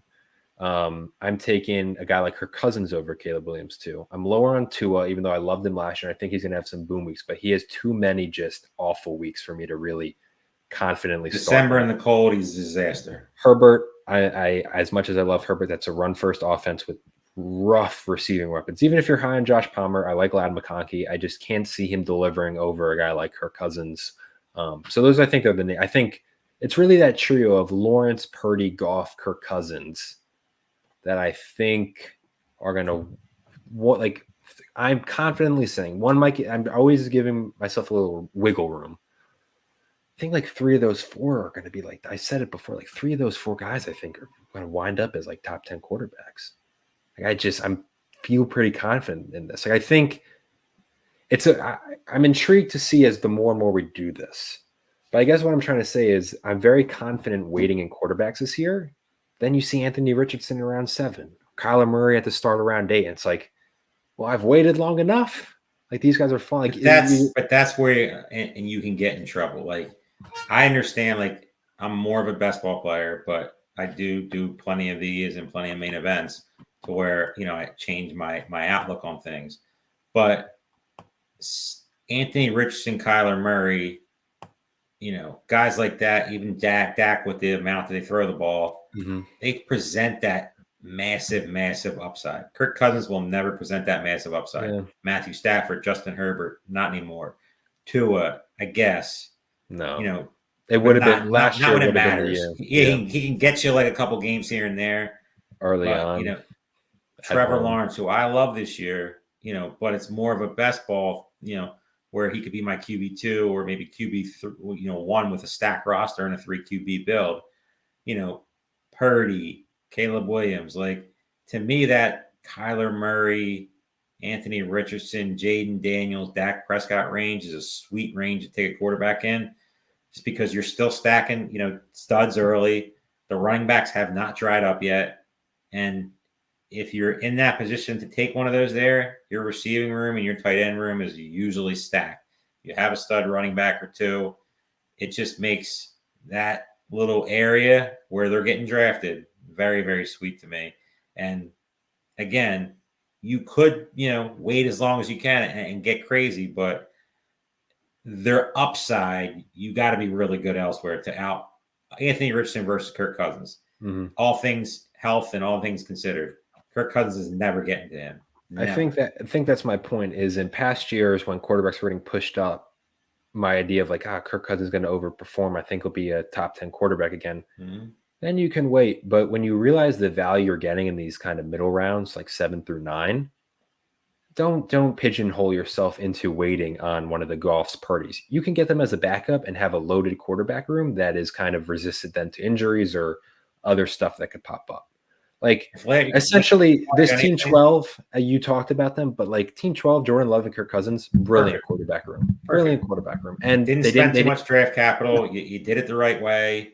You have the stacks available. Obviously, if the Falcons have that prime matchup, you want to go for. I mean, you got Pitts in London with Kirk Cousins. That's a team that if you can find a way in a shootout at the end, how do you not start a guy like Kirk Cousins? Because if everything works out, like. That's a team you would love to have for like the final, week or the final 3 weeks or something like that. And they just go nuclear and it works out. So I love that room. And if last year, like I said, taught you anything, you have to get a good backup quarterback. It's not something most people are one quarterback and done type of people, but you got burned with Justin Fields last year. You got burned with Aaron Rodgers last year. There's been plenty of people Trevor Lawrence, who stunk. I mean, you go down the list of Joe Burrow, who got hurt. Patrick Mahomes, who wasn't very good last year. overall, when it came, I mean, where he finished and what he was, there wasn't many teams with Patrick Mahomes that won it all. There just wasn't. No, he's You got know, pushed up to second round. Tua was great for a while and then disastrous at the end of the season. Anthony Richardson came out of nowhere, but my fear with Richardson is always the same. If you draft Anthony Richardson, you got to find a way to get a third quarterback on your roster in best ball. In redraft, you have to get a very good number 2. I'm not sitting here saying you're drafting, a guy in the 10th round or above. I'm saying somewhere in that Matthew Stafford, Justin Herbert, Kirk Cousins, Jared Goff range, you got to take a shot because. Oh yeah. If I was the Anthony Richardson owner here out of the 3 spot, I would have been punching my computer screen when Lawrence, Purdy, Goff went like bang, bang, bang, because it's kind of like, I would be, if I'm getting Deshaun Watson has, you can paint the picture with when it comes to him, maybe figuring it out this year. I don't think it's going to happen. I'm not on that train. Yeah, but I'm just saying if you have a Richardson and Purdy quarterback room, I would argue. I'm trying to think like relatively. That's the best quarterback room I think you can have while also building a complete roster. Like obviously, you could get a Patrick Mahomes and Jalen Hurts. And obviously, taking Purdy is wasting pick, most likely. But you're hoping you're protecting your Richardson investment. But Anthony Richardson is healthy. Anthony Richardson stays healthy for 17 games. This team, there's almost 0% chance he's not quarterback 1, and that is me being at the very worst QB top 3. But like if he's actually healthy, that dude is QB 1. Great question in the chat, sir. I want you to take because you're obviously. You kind of started this right. You obviously play the main event. You play some Fantasy Pros Championship. You're obviously a massive best ball guy. But great question in the chat from Sean Green. He said, what is your, and we talked about each year, I think it's always good to adjust because I would say each year changes, but how reliant are you, Terp, on stacks in redraft versus best ball? Well, redraft, it's single stack. Like if I'm drafting Jamar Chase, I'm not sitting here saying I'm going to draft Joe Burrow, but it's Joe Burrow and that's it. Yeah, I might take a shot on just, Mike Gesicki late or like Jermaine Burton late, that guys like that, just as, potential, but they're not guys I'm counting on. If I'm drafting, Jalen Hurts, it's Devonta Smith or AJ Brown. It's not both because to me, it's just a recipe for disaster. If they have clunk weeks or, usually it's going to be one of them hitting the ceiling and the other one doing okay. And I would rather take a shot on, Deontay Johnson, Blake Neighbors, guys like that who have the potential to get to that spike week without the quarterback. So to me, in redraft, it's 1. In best ball, I can go as high as 4, no higher than 4. You mix in a pass catching running back, but I still don't like. I don't like every once in a while I'll build a Jalen Hurts, AJ Brown, Devonta Smith team because you can do it this year. It's just a little tricky, but you can. But I usually don't like taking 2 of the top receivers. I usually like mixing in a third guy. Like for instance, if I'm drafting Puka and Stafford's my quarterback, I'm going after Demarcus Robinson, or I'm going after one of the tight ends. Late tight ends, very late, just to give myself a little mixture and maybe mixed in a Blake Corum. Because something I think in best ball that's a little trickier this year that I've been looking into a lot more is I usually never, ever, ever draft the running back with the quarterbacks. But you could easily paint the picture that I said paint the picture way too much on this show, but I'm going to say it again. You could easily, put that out there that drafting Lamar Jackson and Derrick Henry isn't the worst thing because in best ball week 1, Derrick Henry goes out and drops 30 points. Nobody's having Lamar Jackson, moving on. And if you have the Lamar Jackson, Zay Flowers or Lamar Jackson, you can't really get Andrews, very unlikely, but something like that, it's something that could be tricky strategy to use, which I'm mixing around a little bit to see, how it works out. It's not something I love doing, but you could, put that out there that it's something that could get you farther and make you unique as it comes to the end, especially on these high-powered offenses. So it's back to stacking. It's 3 usually for me in best ball. I'll get to 4, throwing in a cheap guy, Odell with, some of the Miami guys or like a Demarcus Robinson with the Rams guys or, I'm trying to think of other like popular names like Jermaine Burton with the Bengals guys. Who are some of the other guys? Like Michael Wilson or, Zay Jones with the Cardinals guys, things like that. So that's pretty much my stance when it comes to like trying to put the picture out there. Now I'm trying to not say paint the picture. So my word today was piggybacking. I said that like 2 or 3 times. I was like, dude, you gotta stop saying I'm piggybacking on you. Will Levis at the 1809. How about that? Usually when we hype up a guy early, they always get boosted. These drafters today said, screw you guys. Dropped in about 2 rounds later than ADP. He's been going at the 1610. Goes at the 1809. It's a good question. Josh Allen and Will Levis. Oh, the defenses. I want to talk about that. I popped it up so I didn't forget. We never talk about defenses on our fantasy. We have to. By the way, to answer the question, no freaking clue. Because I'm not going to know till I've seen it. This is clue. Because the thing is, in theory, why you have no idea. Miami, what if their fucking speed defense is going to be on kickoff return, right? Like Tyreek. Why wouldn't you? There's rumors that like top players are going to go back there and return. Like we have what if A-Chain right? And again, the thing with the Dolphins is like even their not like their top guys have such electric speed. Like just purely on kickoff, the Dolphins instantly jump to mind. Of course, but then you look at the Dolphins defense, they're terrible. Yeah. So like that's where like and obviously defense is a crapshoot no matter what anybody tells you. You're looking for defenses to try to sack the quarterback. Obviously, teams like the Jets, the Cowboys, stuff like that. Like the San Francisco put McCaffrey. Like they're not like because my thing is part of we're so ingrained, like, oh, they'll never do their top players because you get hurt. But like this isn't any different than like handing it off to him, right? Like it's not. He's not getting hit at full speed. Something I have to deep dive a little bit more into because is Dallas intriguing? Turpin? I have not looked at all. But like you look at some of these guys that are just like pure speed demons. Like, why do you not put them back there? But you're also risking like, what if something happens? Do you really want Tyreek Hill back there and popping an ACL on a kick return? If he takes to the house, but the risk is there, and it's definitely interesting. Thomas Galatian at the Jets. It's a great question because you and me we're just not knowledgeable enough. I don't think really anyone can because no one knows what these special teams. And in all seriousness, you've seen it nowhere in the industry. No one's talking about it. I mean, you'll see a couple sites like mention it, but like people always say that don't be the guy that waits and sees on some of these players, and that makes a ton of sense because both ways. I understand the point, but you have no clue how it's going to work out. You don't know if kickers are going to turn into like experts and like kick the ball inside the 5-yard line. And honestly, defenses are going to be dramatically altered in theory for fantasy. Yeah, I think what's interesting to me is obviously FantasyPros Championship has defenses. I just know from personal, and I know a lot of home leagues and whatnot have eliminated defenses, and they've gone just kicker, right? And there's even been calls. I remember last year in our chats, why doesn't FFPC just either like just take out defense? Now, just the special team, it seems like it's going to have a major role.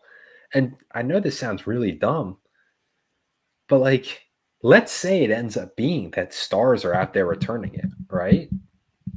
You could own like Tyreek Hill and Dolphins defense, just for example, because it's the one that popped the tide. Double points. You're stacking. And if you look at like something like that in like a championship round, that could be an equalizer from $1 million and $1,000. Like that it's true. Like I think we've hyped it up enough that we're not, but a lot of people are almost underselling. Not to their like not to fault them because I don't think it's hard to comprehend, but I think it's gonna have a bigger impact than we think.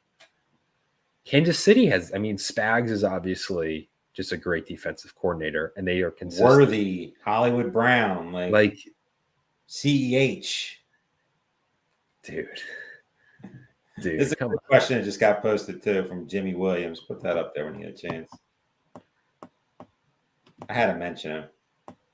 So I think this is a tricky question a little bit because they all kind of look the same. But if I had to pick, it would be. I'm going to go Stevenson. I was going to say Stevenson, Warren, Swift. I would probably have Warren 1 if Arthur Smith wasn't there because I think he's just much better than Najee Harris. But with the uncertainty with Arthur Smith, Stevenson probably going to get paid soon. Is a guy that 2 years ago was a heaven sent in fantasy football. Last year, he was a complete and utter disaster. For most teams that drafted him as high as he went. The issue with him was started off slow. As he was kind of hitting stride and kind of starting, I don't think he ever truly delivered on what he was getting drafted, but he was hitting a range where at least it was, clearly an RB2, and then he gets hurt. Then he got hurt, and then I was done. I think if he's healthy, I trust the coaching staff that he, in my opinion, is their best weapon on offense. I'm going Stevenson. Swift concerns me a bit, although I do think the Eagles did not utilize him as much as they should. Will that coaching staff who we don't like? I don't trust Shane Waldron. You trust Caleb Williams? DeAndre Swift outside of an elite offensive line hasn't been great. Is he really that much better than Herbert and Roschon Johnson? I think he is, but that doesn't mean that the coaching staff does. Jaylen Warren, I think, is the guy I agree with you. I would like way more if I wasn't so uncertain about that kind of the plan there. And they still use Najee way more than, in my opinion, they should. Mm-hmm. And Warren, and from a football sense, I think that might actually be the right move because you don't want to give Warren a massive workload. He's not big enough to. No. But that's also kind of concerning. The same issues for a weekly managed format that we were talking early in the show about A-Chain with. Yeah. Jaylen Warren has the theoretical. He's only getting a certain number of touches. There's going to be some weeks where that's 9 touches for 140 yards and 2 touchdowns. And then there's some weeks where it's 9 for 27 and he just, completely kills you. So I'm going Stevenson just based on their lack of weapons, which I guess was the same reason last year. I just think it's a much more comfortable price point this year. To everyone who tuned in, we had almost 1,000 viewers across Twitter and YouTube total who at least popped in. So we thank you guys all. We will be back. I will be back. Turpy won't be. I will be back next Tuesday. Live draft coverage of the FantasyPros Championship at 7. Terp, you're going live, not this week, right? Or next week. Me and Theo from Player Profiler. You and Theo Gretmajer from Player Profiler are going live next Thursday with Balky on the High Stakes Fantasy Football Show. You guys will be doing a live best ball tournament. These slots are still open for next week's Fantasy Pros Draft. If you want to get in, they're going to sell out soon. They always kind of go about 4 or 5 days in advance. So if you want to get in for next Tuesday's Fantasy Pros Championship Draft at 7, sign up now. If you want to get in for the best ball draft, sign up now. So again, that's all we got. That was a great draft. We appreciate everyone who tuned in. We appreciate the 12 drafters for letting us broadcast it. Chat, you guys were great today. Playing the Fantasy Pros Championship, $1 million grand prize. YouTube 25 is the code to use if you're a first-time player. Get $25 off. That's going to do it for myself and Terp. We'll see you guys next week. See you guys.